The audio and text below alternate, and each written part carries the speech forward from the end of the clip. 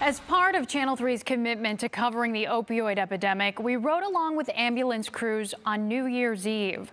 And while the CDC continues to count the 2017 statistics, we wanted to document the first overdose fatality of 2018. Investigative producer Chris Cantor-Gianni shows us it's more than just a number. And I'm really glad that if anyone had to find him, it was me. I found Linda Zeller through her son, Murray. It's a mobile home park on overdose. Lorain Life Care ambulances were busy New Year's Eve.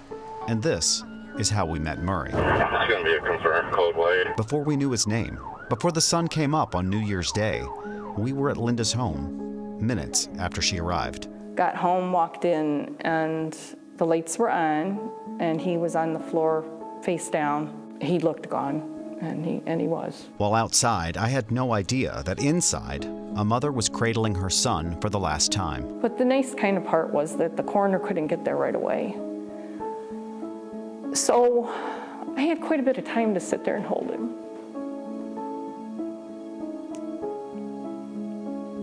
That helped. He did not mean to die. Such a common thing for them. They all think they're invincible. They just think they can keep using, and it's not going to be me. I wish that I could have been there more. Tyler Srikowski and Murray have been friends since the 5th grade. We were not unique, we were all meeting in the bathroom to do the blow and snort the pills, and it was all a party. It was normal. The pair had a lot in common, including, eventually, an addiction to heroin. Tyler has been in recovery for the past year. When word came on New Year's that his buddy had died from a fentanyl and heroin overdose, it hit hard. I was just angry. I was mad. It broke my heart. It's not an easy thing to deal with. Tyler set up a GoFundMe page for Murray's funeral. I'd like to believe that it was nice that people were able to come together, right? I didn't want to be at my friend's funeral. I didn't want my friend to die. It sucked. It wasn't his first. Murray was not the first friend. Murray was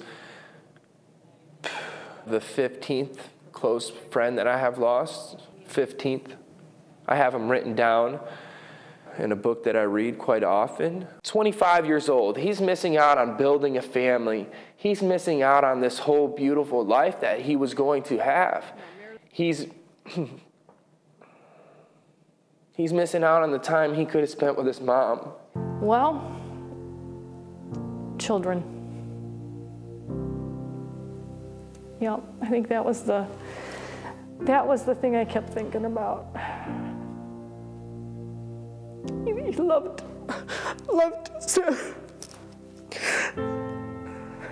his family.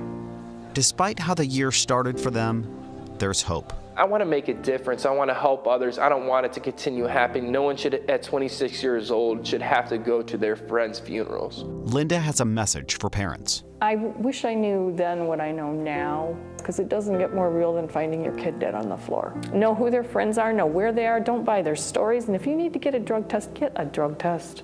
Don't buy their stories. If it sounds fishy, it probably is. And Tyler hopes there won't be many more names. I've got those 15 names in that book, and I